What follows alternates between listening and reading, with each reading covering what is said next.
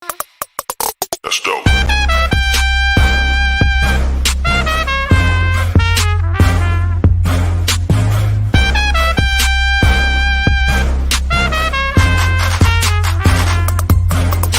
dope.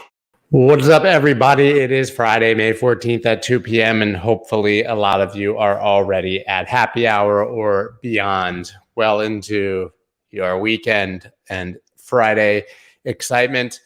Please subscribe to the channel, smash the like thing. Try to say that at the beginning.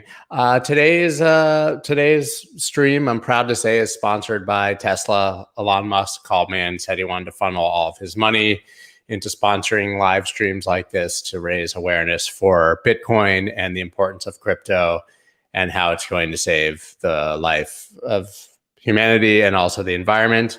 No, actually, it's not really sponsored by anyone.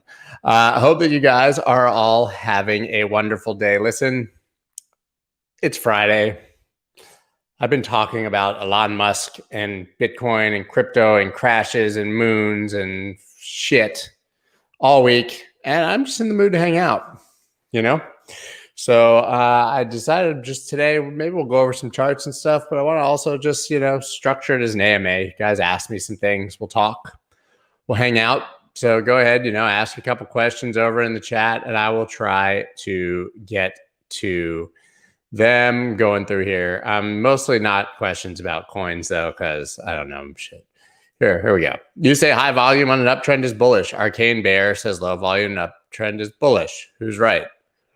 I don't know who Arcane Bear is. I'm sure he's a wonderful person, but I can't see how not having volume would be bullish, right? Volume confirms price. So you want to see volume rising with your trend. If you're short, you want to see volume rising on the sell-off. If you're long, you want to see volume rising on the way up. I can't understand how it would be bullish for nobody to be interested in buying your shitcoin. But hey, everyone's got their thing. Ladies and gentlemen, here's your host, Scott Belger. This person loves shitcoins. Scottiano. Stand up. Wearing my Tribe Called Quest t-shirt today. Trying to get through these. What did you do for a living before becoming popular in crypto as a podcaster and marketer? I was a DJ. I was a disc jockey. I jockeyed discs for a living. I started DJing. I've played music my whole life, I should say. I started playing piano when I was like 4. I played classical piano competitively. Then I was a singer. Then I learned to play the saxophone and did all that stuff. And then I realized that none of that was going to get me any girls. So I became a DJ in college. My friend had come back from Italy with turntables when he had gone abroad, and so I stole them because he sucked at DJing. So I took all his records, probably gave him $20 or something, and I became a DJ. And it went on from there. I did a million other things during that time, but that's basically what I did. Was I became a DJ. And that's what I did for 20 years. Produced some music, made some hits, I have no idea about Safe Moon. Tron I like a lot. Sorry, I'm just going through these. I'm just going through the questions. What happened to my money? I don't know, man. Sorry, I don't know that. You mad, bro? No, I'm not mad. It was not DJ Scott Milk. I was just Scott Melker, my name. Wow, it's just like the same questions over and over again. Is Future Unchained here yet? That's a good question. I haven't seen him check in. Happy birthday to your son, Scott. Thank you. Is Elon working with your devs to increase transaction speed? Does Dogecoin have devs? Really? Do they? Is that a thing? Does Dogecoin have devs? And does transaction speed somehow, the efficiency of transactions somehow reduce electricity, or is that the security of the network? I'm confused. He's confused. Yeah. What are your thoughts on Gator football? But I don't know. I'll be there though. They're probably going to stink because I got rid of all their good players.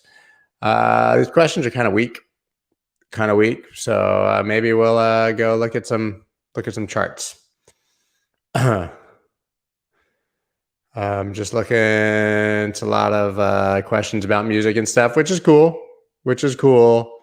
but not much here that I can answer for you guys. My view on Elrond, everybody literally everywhere knows that I love Elrond. Do you think market structure for the coin has been broken and that we are witnessing the flippening? No, I don't think it's particularly broken. I think it's very bullish, and flippening could happen. If we're just talking about market cap, I mean, it's like half, right? I mean, Ethereum's halfway there. I could see it. Don't think it matters. It's such a weird narrative. Like, who cares? Both have their value, and it's amazing. It's great.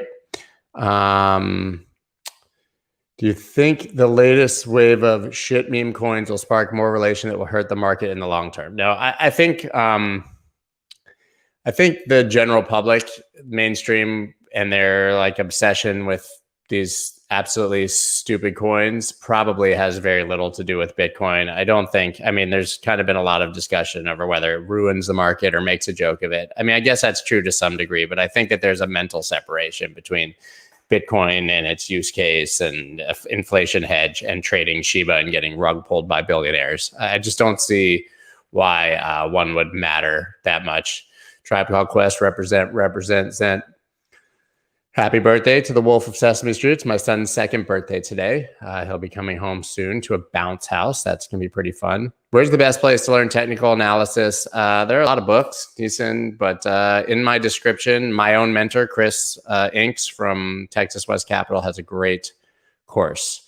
Bro, update Bitcoin. I'm going to do that in one moment. Let's take a look, actually. Yeah, let's take a look. That's not Bitcoin. Let's take a look at Bitcoin. Although I've done this like 10 times today and nothing's changed. But here's the daily, right? Listen, looks not ideal. You know, like this sort of rounding top vibe is not great. But it doesn't really worry me because fundamentally I know that we're in a bull run and really nothing's happened. I know a lot of people were talking about a theoretical head and shoulders. I don't know. Too many heads.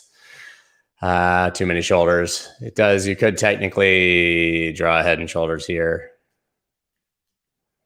But the thing is that, you know, I believe you have to use wicks. So you would have to be all the way down here below 42 just to confirm that breakdown, which would target well into the 20s. And I just don't see us going well into the 20s. So it just doesn't make much sense to me. If you've been following me, I've had this red area sort of denoted for a really long time. Even here, when I was like, hey, people will get 47 because they want, 43 to 46. Well, they finally got that, at least the top of it bounced. What I don't love, and this candle, I mean, it's indecisive, but leaning bullish because that indecision after a drop, long wick. Just don't love the long wick on top. We want to see this continue up and close a bit higher, in my opinion. I mean, the 4 hour. Swept the lows. That's really good, right? This bullish SFP, strong volume on that buy up. Every time it's tried to break the range lows, it hasn't. I'm not saying it won't. But for me, I'm a div guy, and I drew this when it was here. I drew you guys this and said, hey, maybe it'll do it, and it just always seems to do it. There won't be any hidden bearish divergence from here to here because it made a higher high. So that's not a concern. And it's same thing. 6 hour could get a hidden bearish divergence still. We have the same divs here on the 6 hour, had them on the 1 hour. I mean, I showed you guys how many times on the 4 hour, and I can go back a lot farther than this, but I didn't draw them all out. But going back as far as I can remember, that every time it's gone oversold, there's been a bullish divergence except for this one time in March. Every time. Since September. We can go back further, but almost every time. I mean, and every single one of those has been at least a local bottom for a while. So but it's important to note that like a bottom is not necessarily like one event or a price. To me and to a lot of people who talk about technical analysis, bottoming is a process. So you wouldn't be surprised actually to see this come down here and, whatever, and like this come up higher and build more divs. Right? We've seen that in the past, like here, for example. Let me find it. Like, you got this one bounce on the div, but that was kind of a big one. And then it dropped a little lower, made a bigger div, and headed way up. Same thing here. Look, bull div here, kind of trickled up, That made a little hidden bearish div, came down a little further and did it. So I'm not saying we can't go lower here, but I think we are bottoming. Doesn't mean we're at the bottom, but it looks like we are bottoming, right? So if we continue, what RSI is showing you here when it makes a higher low, it's relative strength index. It shows you the strength of buying interest or selling interest for that matter, depending on where you are. So price came down lower, but buyers stepped in, more strength. If you continue to see that, it's showing you that there's divergence and a better chance that you will end up going up than going down. So listen, and this was only 48,394. We went down to 46, but the candle closed here. So a candle come down, close at like 47 something and head back up. That wouldn't be so bad. It's only a few percent down from here.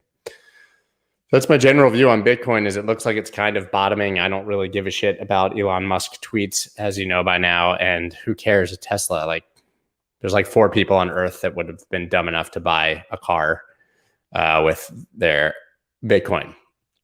I'm coming back over here. SHIB, I would not touch that with your money and your friend's account because it's completely worthless. It's already been rug pulled once.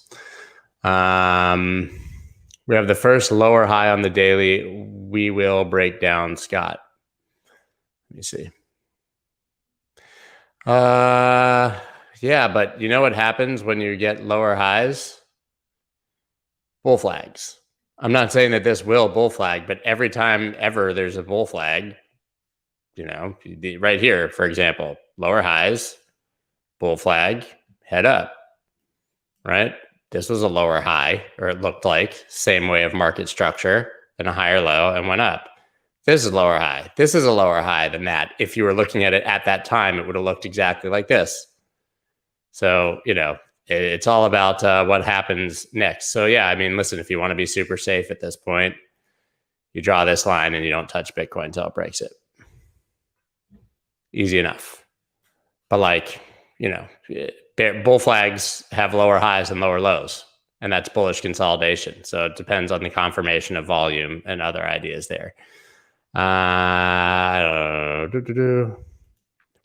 What do you think happens with the rest of the coins if Bitcoin remains 49 to 52? I think they moon.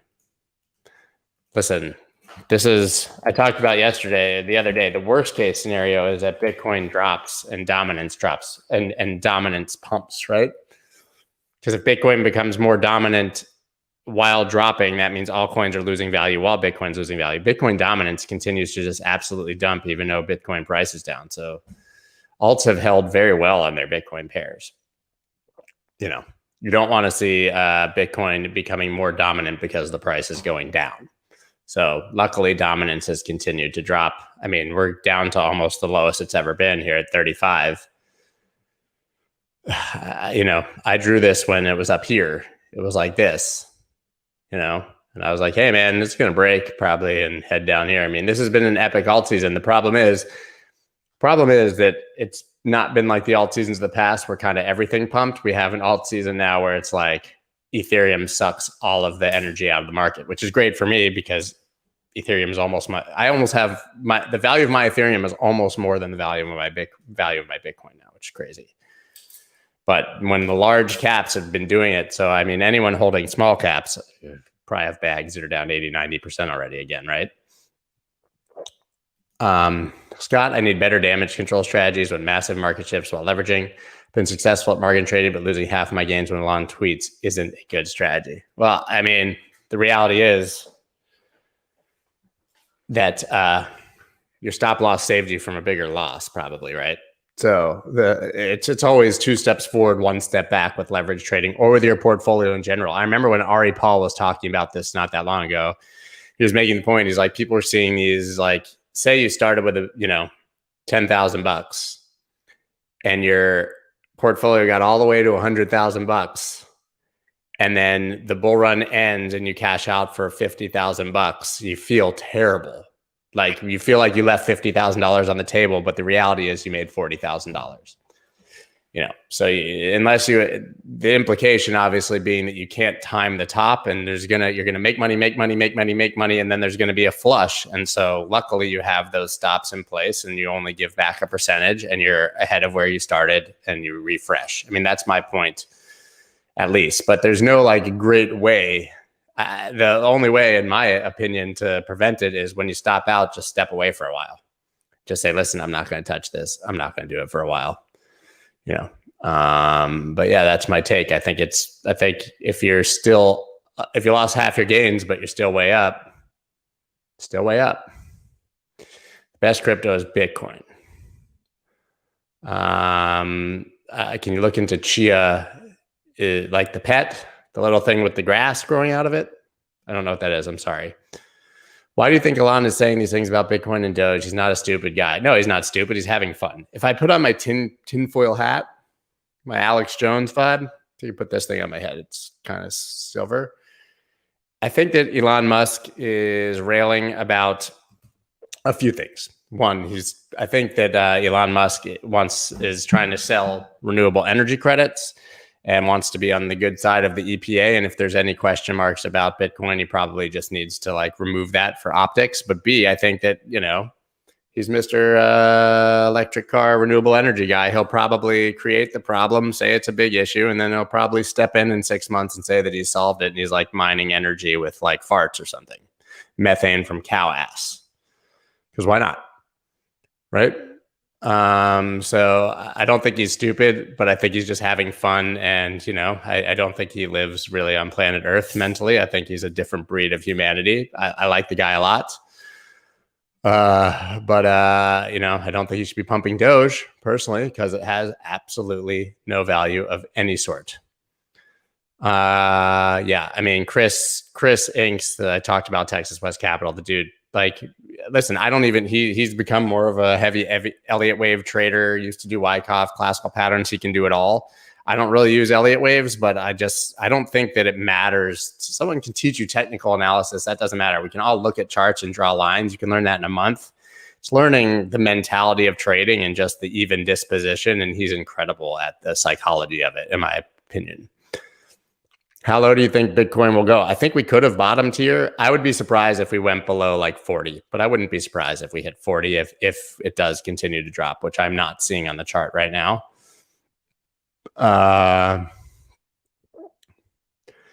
Okay, so I'll this is interesting. I'm going to give you guys a spoiler, which I'm probably not supposed to. So listen, I talked to CZ 2 days ago for the podcast coming out on Tuesday, the CEO of Binance.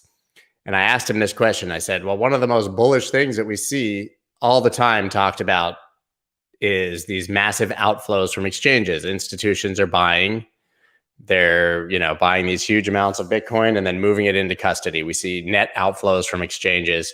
And he literally laughed at me and said, we've never seen larger inflows this entire bull market. At no point have we been at net outflows. He's like, I don't know where they're getting their data. He's like, but all these services, and I don't know, the crypto quants and the glass nodes and stuff, he said, they probably don't even know most of our wallets and they're wrong.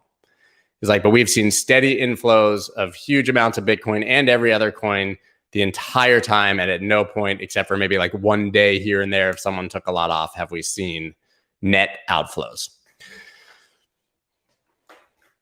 And listen, I look at those things and I say, hey, we've had outflows. I see the data, it's on chain, but he refutes that.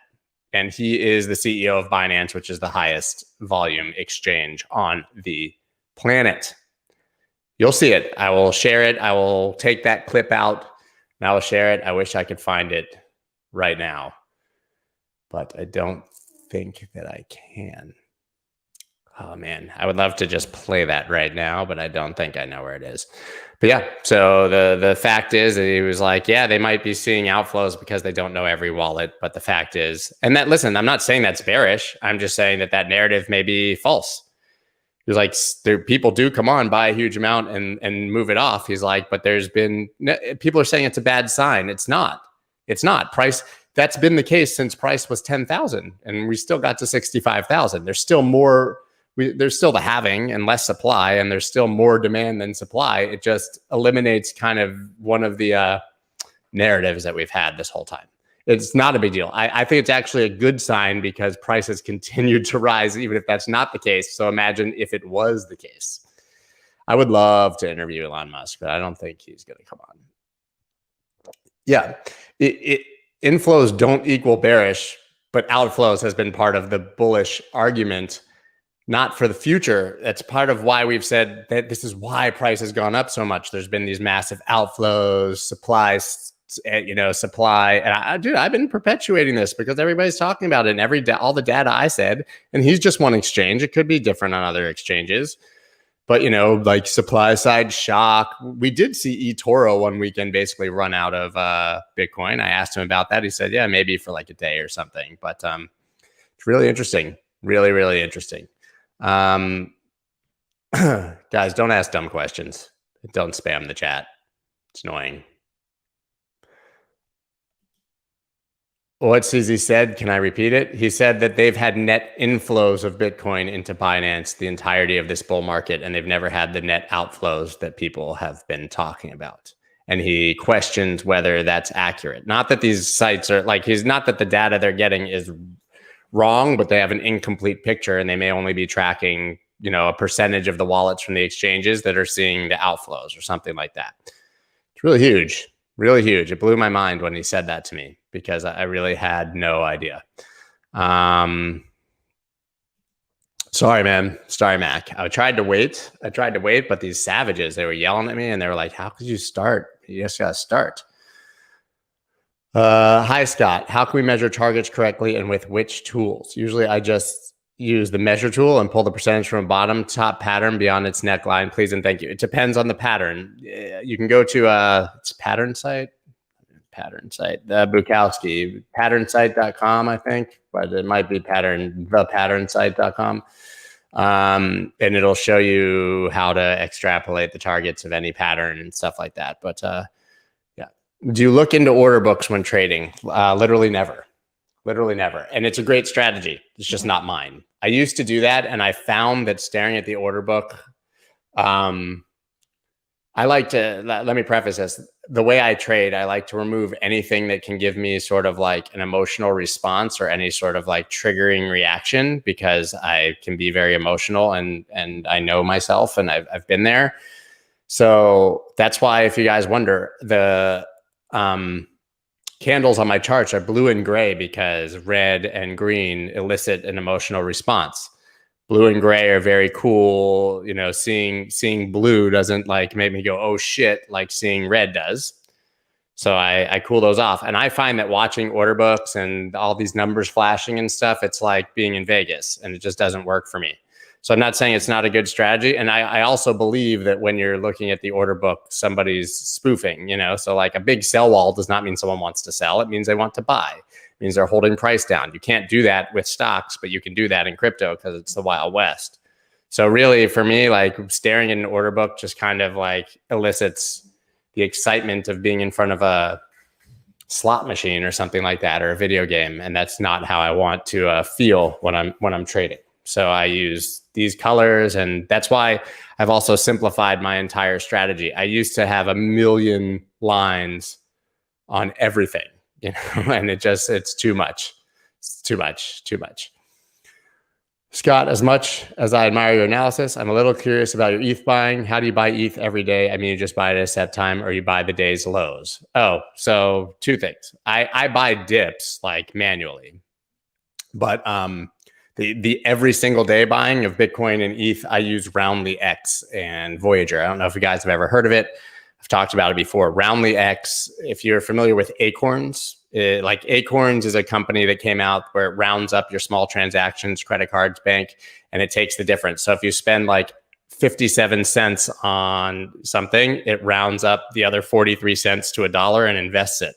So Roundly X does the same thing for crypto. And so I do that, and I put the maximum roundup. So it's like you can 10x that. So like these are small buys, but every day I'm buying $20, $30 worth of Ethereum on the side outside of my normal strategy, and it's all automated. So it connects to Voyager, and it does that. Yeah, but Voyager, you don't own your own coins. So you still have to buy them somewhere. You still have to buy them. I mean, you have to use an exchange if you want to get in and out of dollars, whether you own the coins or not, but you absolutely own your own coins if you send them off. And also, I love yield, so I have a percentage on my coins on exchanges, and I don't believe that having your coins on exchanges in 2021 is that bad of a thing. In fact, I would argue that your average person is probably going to fuck up and lose their own coins if they try to send it off exchange, and is better off just using the security protocols in place with an exchange. I mean, now with whitelisting and, disabling withdrawals and YubiKeys and stuff, you can make it pretty foolproof to have your coins on an exchange. Yeah, might as well buy them somewhere else. Where are you going to buy coins? Buy them on exchange. Sorry, I'm going through this, but yeah, I think that, as another question I asked CZ, and he was like, yeah, here you go. This is why you use a password manager and YubiKey combo. That's right. So for Binance, for example, which I don't have an account anymore, but when I did have a Binance account as an American, when you first got an account, it was just go in, enter an address, hit send. Then they added all the different protocols. And at this point, as far as I know or remember, I had a Proton Mail, which is encrypted. Proton Mail has its own 2FA and double password. Okay, so to be able to send from Binance, I had to whitelist the address, which means it couldn't just be sent to any random address. Then when I did it, you had to get an email, which required you to get into my email with 2FA and 2 passwords, to check the email, click the link, go back. And when that happened, you'd have to have the YubiKey in my computer to push the button to be able to send. That's very difficult for somebody to hack. I left Binance because I'm American. They kicked me off. They kicked me the F off. Yes, I never want to do my own cold storage. I prefer to keep my cash in a bank and my crypto on an exchange. Listen, I have most of my coins in cold storage. I've been very outspoken. I use Casa multisig, and I have 5 devices. It's 3 out of 5, basically geographically dispersed, all attached to encrypted mail and stuff. So you have to go on a scavenger hunt, the likes of a Hollywood movie, to send or steal my coins, including myself, though. It would take me a week to even get to the point where I could send somebody the bulk of my crypto. That's just where I'm comfortable. But I keep a percentage for earning yield on all these exchanges, and I feel very secure, but I spread it out.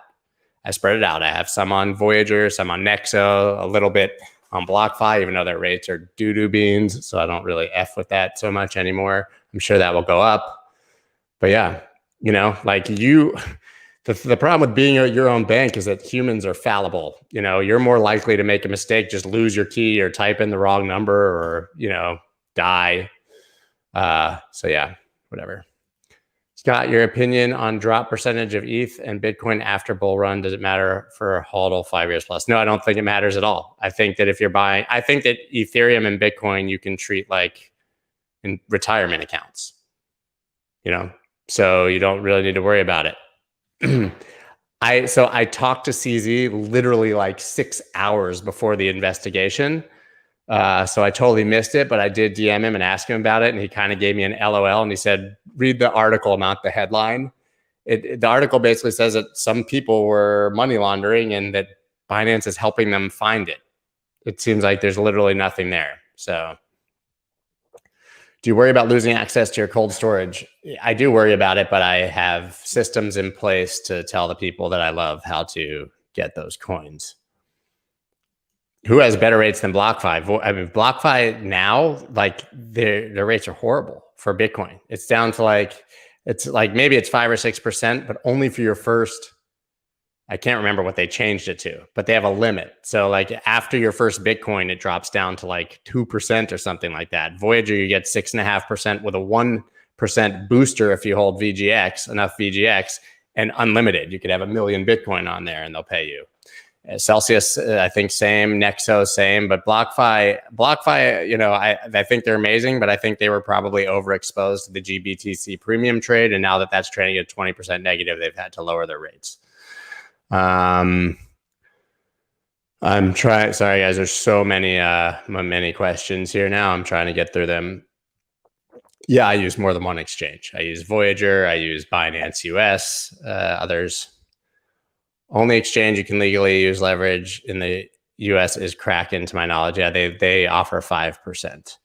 What's up, big strong guy? Your avatar and your name, inconsistent, very inconsistent. Any thoughts on BNB? Yeah, I think that it absolutely has been ripping, and no reason not to think so. I've made videos about it. I think BNB will probably go to 1,000. Let's look at the chart. If I have it up here. Do I have it up here? I literally just like clicked open on like 20 charts 2 minutes before we went on. I don't even know what they are. So yeah, look, this was my first BNB setup, right? Massive flat bull pennant. Target was 600. That was hit. So then get this other bull pennant in black, gray flagpole, extrapolate the target, $1,000. Now, what I'm mad about, because I drew this yesterday, was that I should have bought some here. This tested both of these supports. Yeah, it wicked below, but headed back up. But right now, it's hard for me to like, I think that, if you're investing in BNB, just buy dips. I think it'll go up. But we're definitely like in this kind of area, where we've got some resistance, all this support breakdown. So it's kind of hard to get excited about it here, but it would have been a nice, over 10% move if you had bought it there. I mean, I don't know what the market's going to do. So right now, like, I'm hesitant. I didn't include any alts, I don't think, in the newsletter, maybe one yesterday and none today, because it's just like, I've been sharing these large cap setups for months on weekly charts, and they've all gone way up. Sometimes you just got to move slow and take what the market gives you. Just look at Bitcoin. Nah, not great. I'll come back over here.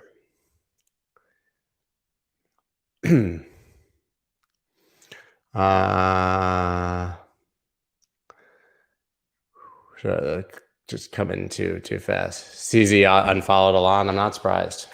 Not surprised. Any thoughts on your own coin? My God, no, literally never. Never in a billion trillion years would I have my own coin. And I'll tell you why. A, I know nothing about the technology at a level sufficient enough, which means I would have to really trust people. And B, anything you do in this space, when you get to a certain point, obviously there's a lot of negativity surrounding it. Post one chart, you get called a scammer when you're literally just posting a chart and then goes out of control. Like, I can't even imagine how much stress and negativity I would have in my life if I started a coin. Like, I would not sleep at night knowing that it could get hacked or rug pulled or something. And I've talked about this in general. I'm very, very, very, very comfortable managing my own portfolio and losing my own money. But like, I cannot stomach the thought of losing someone else's money. That's why I would never become a portfolio manager. I would never get licensed to trade other people's money. I think that I would perform differently if it was other people's money, and it would stress me out to no end. I don't think I would sleep at night. I live in a world where I'm very, very comfortable. I sleep good. I've got, reduced stress as a result of that. And so I would never, ever, ever want to put myself in that position. Has a tax man come for you yet? Seems like high trading volume would be very expensive. He doesn't come for me because I go to him with fucking suitcases full of cash. Paid my taxes, another tax check today. And I will still, and it was estimated because I will still be calculating my taxes from my 11,000 transactions last year until October. You can trust me to make your coin. I build the I know, but I just don't like literally, I would be so obsessed with the price action because I would be so upset if people lost money. I wouldn't be able to do it. Like, I hate it. I hate when people lose money, and I would hate to think that I even had the smallest amount of responsibility in that. Yeah, I mean, listen, Matic guys, I've been in since 6 cents. And it was a setup in the newsletter. And I'm still in, although I've sold, I'm out of half the position. So down here, this was the first newsletter setup, and now it's $1.38. So over 20x, 30x, something like that. More, way more. It's pretty crazy. I still have half the position. I sold some at much further down. 50 cents, I think, here-ish, maybe right here, regrettably. But that's what I do. I take profit on the way up. But look, volume's increasing again and it's continuing up. It's absurd. It's absurd. But this is for fundamental reason. You know, they've got a ton of TVL. People are using it. It's solving problems as a layer 2 solution. But I mean, it's crazy. It's crazy. I'm still, you know, at this point, I've made so much money, I might just hold on to the rest of it. Dogecoin booming, my guy. What's up, my dude? Ripple or Doge for the next big thing? I don't think either of those are the next big thing. Doge, I love Doge more than anyone. People know that. They used to, like, before, people used to like associate me with Doge when they would talk about Doge because I was so into it in 2017 and 18, just the greatest asset in history to trade. But there's no reason for it to be the price it is. And I don't want anything that's only moving because some dude is tweeting about it on a whim and because like my barber thinks it's funny. Not into it. And Ripple, I don't know what's going to happen with the SEC. I don't know. Seems like you could trade anything else. Yes, I'm married. Come on, everybody knows that. DOT I did have pulled up. I also have a big bag of DOT and we'll continue to have a big bag of DOT. And it's in price discovery now on the Bitcoin pair. I think that's an all-time high. Yeah. And I've been in it vocally on multiple trades, but down here, these are newsletter setups from only in January, right? But now price discovery after this nice rounding out here, pretty, really pretty. Hard to know where it's going to go on the USDT pair. It's not even at the all-time high yet, which now would be here. That was a savage bearish SFP, by the way. That was savage. But yeah, above the all-time high now is here. So if you're trading it on the USDT pair, you kind of want to get above that 48 level. It's not that far away, but this is how you would approach it. Trade it right there. All right, cool. Maybe you take a little bit of it at all-time high. You know, take 20% of it out, take 30% of it out, whatever you want. How would you split a $5,000 in trading if it was all you got? I would dollar cost average into Bitcoin and not trade at all, probably. Maybe 4,000 in Bit. There's not financial advice, but I'd maybe put 4,000 in Bitcoin and 1,000 in Ethereum, or 25, or 3,000, 2,000. Yeah, I had a mentor. So I learned technical analysis myself. I traded forever. But it was only in 2016 when I met Chris that I really became actually a profitable and good trader. And his information should be in the description. I can check that to confirm. Let me look. Should be. Yeah, it's at the bottom. Hang out on Discord, Texas West Capital. You know, I still hang out in there and just like hang out. Mentor. He's my mentor. How the Coinbase listing of Doge affect the price? Is dollar possible or even higher? Listen, anything is possible, but there's no reason for it. And I don't see why knowing that a Coinbase listing is coming, it would affect the price. Everybody knew that Elon Musk was going to talk about Doge on Saturday Night Live. So what happened? It dumped. Buy the rumor, sell the news. It's a classic statement in Wall Street. It's been there forever. So I would say to me that a Coinbase listing would be, if I had to guess, would be more likely to dump price when it happens than pump it. Hey, what's up? Fuck you too. So yeah, I don't know. I don't see. What's your diet like? Pretty good. Goes through phases where it's pretty bad, but generally I eat oatmeal with a banana in it, organic oatmeal with a banana in it for breakfast. I eat a salad or sandwich or something for lunch. In between, I'll eat some fruit, snack, and then it's kind of like free for all at dinner. I don't know, pretty much. Don't think I've heard you go a longer period of time without being sarcastic. Really appreciate what you do. Keep it up. Yeah, sorry. I'm not being as funny right now. This is a great question. What car do you drive? Because this will give you a perfect example of who I am. I drive a Kia Telluride. I drive a Kia. Mark Yusko is a billionaire. He drives a Kia too. It's blacked out. It's dope. Like it's tricked out. But I drive a Kia Telluride, and my wife drives a G-Wagon. Because I just don't give a shit. I like the car. It's cool. Had cars. Cars don't interest me. Nothing. I don't buy anything. I don't buy stuff. Don't care about cars.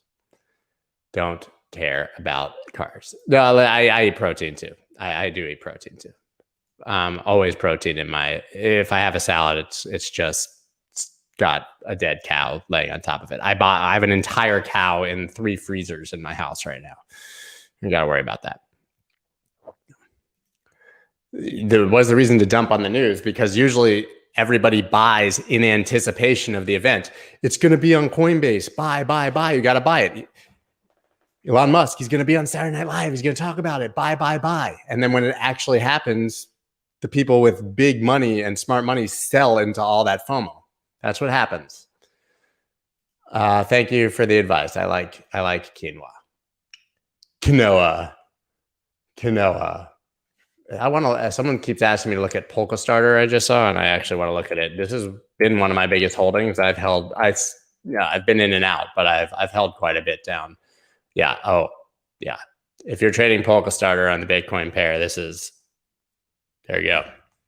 Breakout, retest. Volume's been increasing. This should moon. I don't know. I'm not telling you what to do, but that looks really good. Getting a text from my wife about a dress. Cool. Cool. Yeah, that looks amazing. Looks amazing. Break. Perfect retest. Volume increasing after no volume. That should head up. That should head up for show. What is money? Money is a myth. It's a construct that is a reality of the collective imagination of humans. And it has no actual value beyond what everybody agrees the value is. So in the United States, that's your belief in the United States government and its military. Yeah, I'm not concerned about the investigation because apparently it's not actually an investigation of Binance. It's an investigation of money laundering that happened on Binance. And we know that happens on every exchange. Come on. Also happens on JP Morgan, who paid a huge fine last year for money laundering for like 20 years. What's happening to all these alts that hardly broke an all-time high? Litecoin, Neo, Stellar, for example, in previous bull markets, coin easily break all-time high multiple times. Yeah, listen, I mean, a lot of these coins look great, and they take a little time. You know, I just don't think you have to be impatient, and I also don't think that you can expect it to be exactly like last time. It's always different. It's always different. History does not repeat, but it often rhymes. I can't trade a lot of coins, but I trade on Binance US, I trade on Voyager, and I trade on Uniswap, which has almost everything. And I use all, Uniswap, Matcha. I love Matcha. I've traded on PancakeSwap, to get access to some of those coins. So you can. What happened to GRT? You know what? I have not looked at that coin in so long. It was so hyped. Let's see. Did it die or something? Yeah, that's bad. It died. That's what happened. Sitting on support, kind of. Yeah, that looks shitty. I don't know what happened to it, but it ain't great. But, maybe you do one of these now. Nice round out. We see that a lot. Yeah, I wouldn't buy it. I also don't know what it is or care. Look at Matic. Oh, here's Sushi. Nice breakout. This line, you would have gotten stopped out trading that. I'd love to say, hey, it retested this line, but you probably would have had your stops here. But now you want to be above 18,346, I would say. Otherwise, buy down here again if it comes down. That's my opinion on that. Dia was a trade in the newsletter that I just did, and this was the trade, and it hit the thing. Now you got to get above there. This is bad. 1, 2, 3, 4 wicks above 933. You got to now. You got to close above that. But could have caught a really nice move from there to there. Did exactly what I drew because I'm an artist. I do art.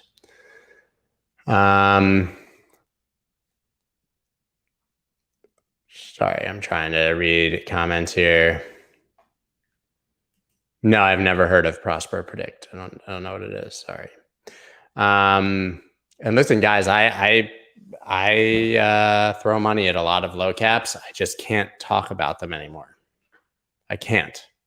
Every time I mention a low cap, like there's a side of the community that thinks I'm like a scammer and pumping and dumping, and it's just not worth. I don't want to move a coin by posting something about it when it's got a low cap, and I have a lot of followers, so I kind of have to do my own thing on those, unfortunately. Yes, that's Meatball that's in my freezers. Meatball Melker. That steer is no longer with us, unless you count intestinal tract. But yeah, so you guys used to probably see me talk about a lot of these low cap gems, which I really love, and I think that there's a lot of potential for. But I recently posted a chart of one, which I accidentally posted the Uniswap chart instead of the Qcoin chart. Crypto Kobe quickly pointed out it had no volume. I immediately deleted it and said, "Hey, he's right. I'm deleting this because it has no volume." Then someone else posted that I had deleted the chart, and then someone else posted, "Scott Melker is pumping and dumping. He deleted a chart," and we caught him. Literally said exactly why I deleted the chart, exactly when I did it, and it was like 5 minutes, and then tens of thousands of engagements later and people threatening me in my DMs. So I don't do it. I can't do it. Lesson learned. I'm looking at your questions. There's a lot of them. Yeah, I think that there's incredible amount of money to be made on low caps, but that you have to accept that most of them are going to go to zero. I think that if we have 10,000 coins on CoinMarketCap right now, that 9,000 something of them will be worth zero in a couple of years. Just the way it is. Just the way it is. And there's nothing wrong with that. What do you think about the Indian move to stop banks from accepting crypto payments? How could it influence the market short term? We've been through India and China banning and unbanning and loving and hating crypto so many times that I think it's irrelevant. It's irrelevant. The people are going to find their way. Sorry, I'm just looking through questions.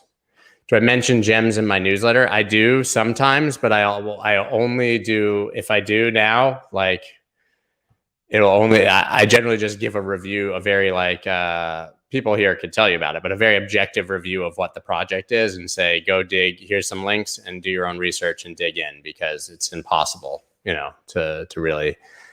And so I focus on bigger coins that everyone has access to when I'm sharing setups. I don't share signals, just to be clear. People here can tell you there's a lot of newsletter subscribers here. I'll share a weekly chart of something that says, if it breaks this line, consider entering. I want to give people the tools to learn how to trade themselves and then to be in advance. It's never saying, hey, buy this now, ever, because I don't want that to be the view. Listen, it is what it is. People, you get to a certain point and obviously you're going to have a lot of haters, and that's totally fine, but I try to eliminate that. How do you identify those levels or steps? Like support and resistance? It's completely an art. It's an art, but here it's a key swing high. So you have a clear level where price was rejected. And if you pull this line back, you see all that. It's almost, and by the way, every line is a zone, but you see all this price action right here, right? All this price action lines up to this area. So if you really want this is how you should view a chart. You draw a line because it's easier, but this is what's happening, right? Stopped here, rejection, tons of price action. It's just harder to, narrow in on your entries and stuff, but that's what's happening. These are all zones. Clearly something happened here where there was a ton of selling. So that means next time it gets there, people are going to be scared and looking to sell. All a chart is a visualization of human emotion. So you're looking for where people are going to do dumb shit. That's all you're looking for. Love that you try to help us learn and not just tell us what to do. Shows you're genuine, not trying to push things. Listen, guys, you teach a man to fish, you know. But I don't think that I'm the greatest teacher in the world or that I'm a master or anything. And I would never want, like I said, to be responsible for people's financial decisions. I just really want to help people not lose money.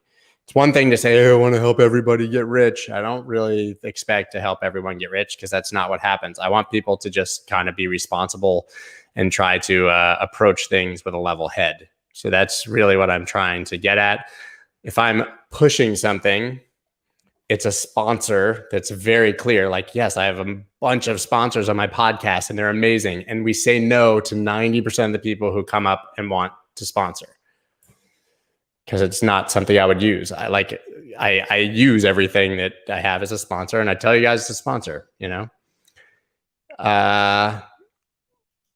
If you had 100K to invest right now, how would you break it down? That depends if that's 100K specifically to crypto or in general.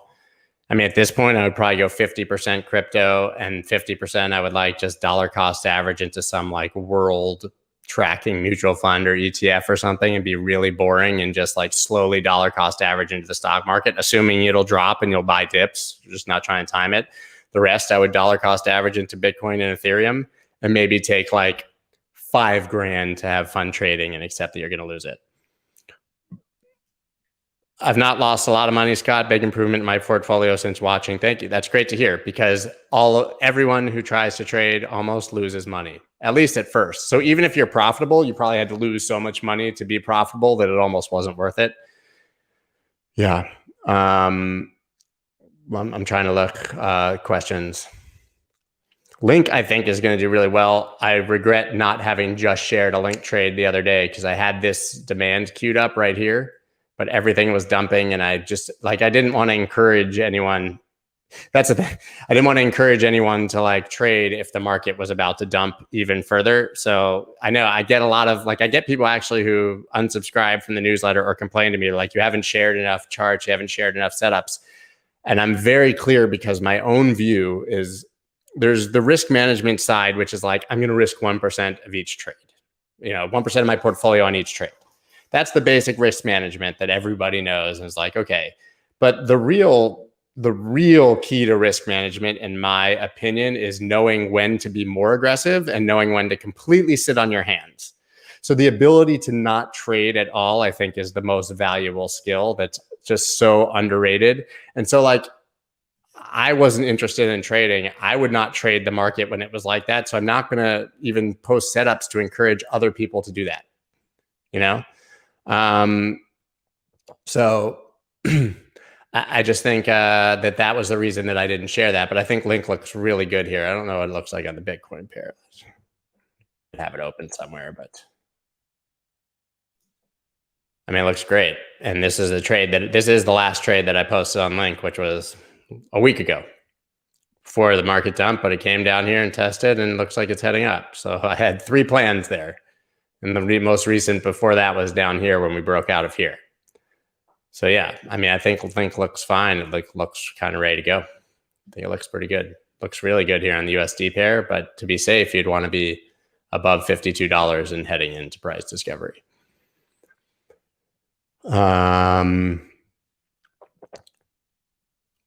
Do you have any low caps on your radar with good fundamentals? I had Telcoin, but was wary of investing because of the ICO boom and how many people got wrecked on dead projects. Any advice on the advice on low caps is to keep your position really small and absolutely accept that your stop loss is $0. You're going to lose everything on most of them unless you time it right. That's my opinion. I'm not saying don't touch them. I'm saying that if you're trading on one of these exchanges with no stop losses in a world of rug pulls, would you rather consolidate your portfolio or have high diversification? Here's the sad fact about consolidation and diversification that most people don't talk about. Diversification is for rich people. You diversify your portfolio to protect the value, right? You want to make sure that if one thing goes to shit, everything doesn't go to shit. So you diversify. Everyone talks about diversification. I'm not saying it's bad, but people don't get rich by diversifying. And I'm not saying that should be the goal. You can diversify and steadily grow wealth or whatever, but people get exceptionally wealthy by concentrating on a single thing and being right. The problem is most people are wrong and they lose everything, but you can do that when you're young. You can do it repeatedly. I can't tell you how many times I tried things that failed. Yeah, my resume is fucking hilarious if you really dug into it, but I've started companies and blah, blah, blah, and most of it all went to shit. I didn't really hit it. I mean, I made a good living as a DJ, but I wasn't going to get rich. It took getting all the way to crypto and all the way to stuff, and really even just in the past year or two for it to really hit for me. And I'm in my 40s. But you have to be highly concentrated and hit a home run to really get rich. And then you diversify to protect your wealth. Put all your eggs in one basket and watch that basket. Not incorrect at all. So people tell you to diversify because it's easy and they'll sleep better at night telling you that they didn't lose you money, which I get. But if you're in your 20s, like, you don't need to own 30 assets. You need to pick something awesome, get your money in there, and have hands of steel. Hands of steel. Not that spaghetti noodle shit that I joke about. I'm just not in a joking mood, I guess, right now. And that could be Bitcoin. The problem is, like, you can't expect it to happen in a year. I would never forget. When I was in college, I thought you were like pretty much a useless human being if you weren't a millionaire by the time you were like 25. Oops. I was broke as shit when I was 25. But I couldn't see how long it would take. So I kept trying to do all this crazy shit to get rich, and none of it ever worked. But very rarely does someone get super rich. But that could happen in crypto for you in your 20s. But who cares if it happens at 30 instead of 25? You got to be patient. I feel great about Litecoin right now. I feel great. It made a new all-time high. I mean, if you're trading the Bitcoin pair, you want to get a retest there.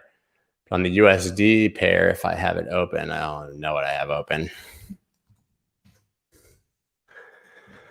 It made an all-time high. But look, yes, this is a failed retest so far on the weekly, but, and I said this would happen. If you look at ETH, it also had a failed retest on the weekly at first. Listen, I don't know what Litecoin's going to do, but it made a new all-time high and is theoretically retesting that. We'd love to see it close above 370, but looks kind of fine. That's not what the news about Tether said at all. At all. Not even close. I read the entire report. Did not say that. Tether is backed. It's just not backed by cash sitting in a safe, which is a bank. And who in their right mind would be backed by cash, dollar for dollar, sitting in a bank that's losing money?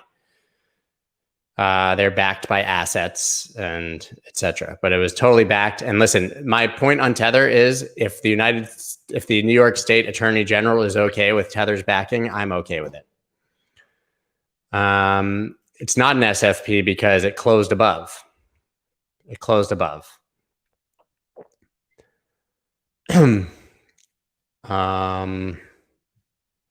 I trade a ton of stuff versus ETH on Uniswap, on Matcha and Uniswap and such. And so, yeah, I mean, that's how I've gotten a ton of ETH. It's amazing. Excuse me. I primarily keep my money in cold wallets, primarily. I talked about that a little while ago. Bit of a dump right now. A little bit. A little dumpy. Not worried about it. Like I said, baby comes down here, makes another bull div. We're chopping, trying to find a bottom. It's fine.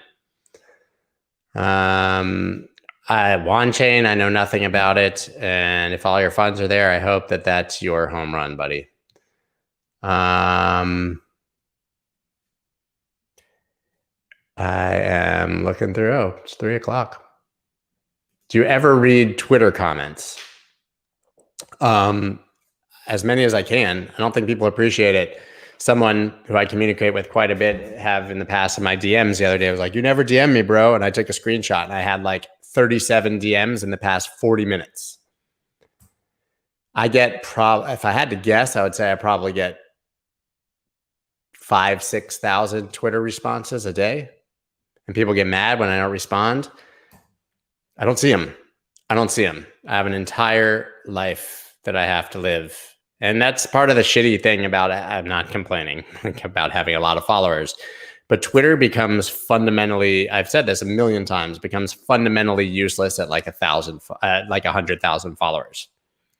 Because that's the point where you cross over where like you can actually maybe keep up with all the people they're trying to talk to, at least getting to like 50% of them or 40% of them or something.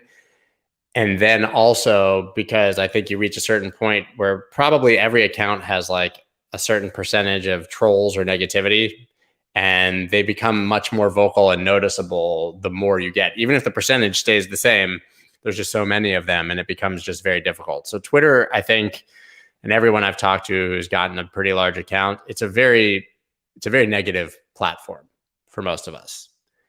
Like we try to use it in the best manner that we can, but generally, people are mad you're not responding to them. There's a lot of negativity, and it's just very difficult. It's impossible to keep up with. Yeah. All right, makes sense. Oof, I sent your DM a long time ago and was actually curious how many did you get since you aren't able to answer them.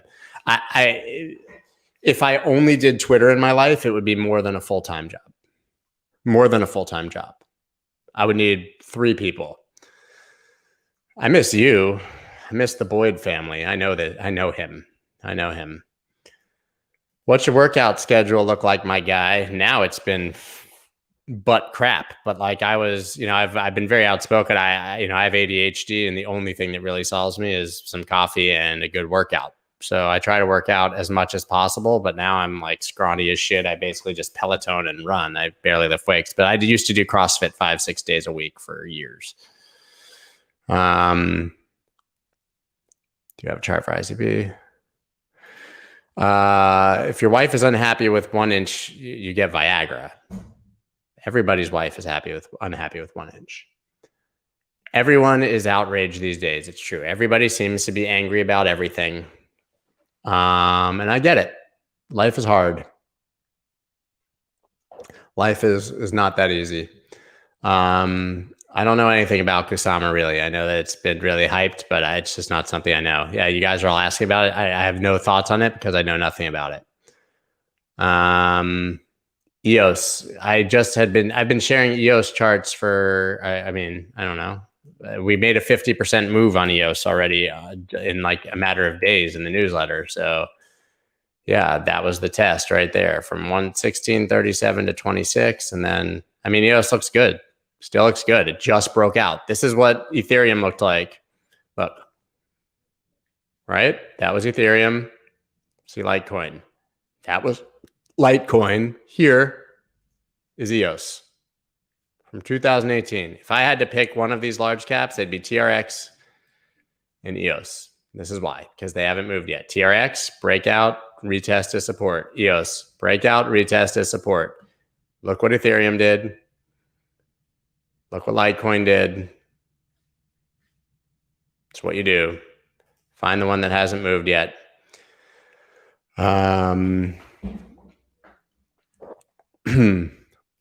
How safe is it to keep stable coins compared to cash? I think USDC is very safe. It's regulated in the United States, backed by a bank in New York.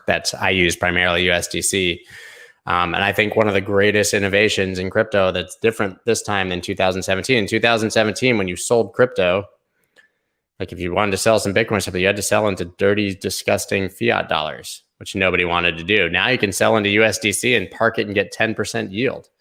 So I trade on Voyager and I'm earning yield the entire time. It's amazing. But I think USDC is very safe. I have no problem with USDT either. How big is your team? What do they do for you?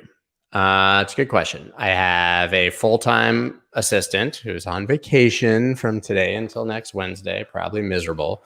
He does all of my scheduling. He helps with prep for the podcast, which is huge. Like he gets me all the background for every podcast. And he just generally always hits me with news and stuff about the market. He works more than full time. He works his ass off. He also listens to every single podcast right when they're done and does the basic summary, which then we have to like send off and get done, and titles and whatever. I have a guy, I have an editor, but he just handles some stuff on the blog and helps with those. My wife does quite a bit of work for me. We have a guy who basically full-time for YouTube when I decided I was going to make all these videos and stuff. So he, like, in the morning, he's abroad, he pings me and we're like, hey, what should we make a video about today? And then, you know, I record, I send it off to him. We go back and forth on all that stuff. Man, I have a lot of people. We've got a lot of people, but there's more than that. Like, I have, you know, people that vet deals for me. I have lawyers, everything. Very big team. It's like a full-time job, and I still work all the time. I still work all the time. I couldn't do anything remotely like I'm doing without a lot of people's help, and they're all amazing. They all get raises all the time. Where's the wolf painting? It's in transit. This is all going to come down, and there's going to be a wolf the size, the likes that you've never seen from Trevor Jones. It's going to be epic. It's going to be epic. What content do you cover in your newsletter? Interested in subscribing? It'd be cool to know what's in there first. Well, there's free ones, so you can check. You can go to Get Review. It's in the description. You can check the free ones. But I always write an intro, just kind of what I'm thinking about that day. It can be a lesson on trading or investing, or, you know, talking about Elon Musk if it's something that's super hypersensitive time-wise. Then the next section is always charts. I basically do a full Bitcoin review every single day. And then whatever else I'm looking at, which can be altcoins, metals, stocks, everything. There's an education section that's like once or twice a week. Always news, so the top 4 or 5 stories and my thoughts on that news. Reviews of platforms, things like that. I mean, it's pretty thorough. It's like we basically write a small magazine every day. It's a lot. It's a lot. The intro is sick. I have a guy who produced that video, another team member who can do that kind of stuff. But the music is mine. I produced that like 5 years ago for a rapper that never got used. I use a few for USDC lending. People go down pretty far rabbit holes, but I use like Voyager, like I said, Voyager and Nexo and kind of the bigger ones. Save as errors. Yeah, that's what I said earlier. I said if I put on my tin hat, I would say that Tesla could be saying there's a mining problem so that they can fix it. Totally makes sense. I mean, I use Voyager as my off-ramp in the United States. Totally fine. And I agree with this. Bitcoin is the beginning of something great, a currency without a government, something necessary and imperative. Holy shit, guys. It's 3:10. It is 3:10. No, it is 3:10. I got to go. I have got to go. Appreciate you guys' time. Thank you for watching. Hope you enjoyed it. I will see you all on Monday. Peace. That's dope.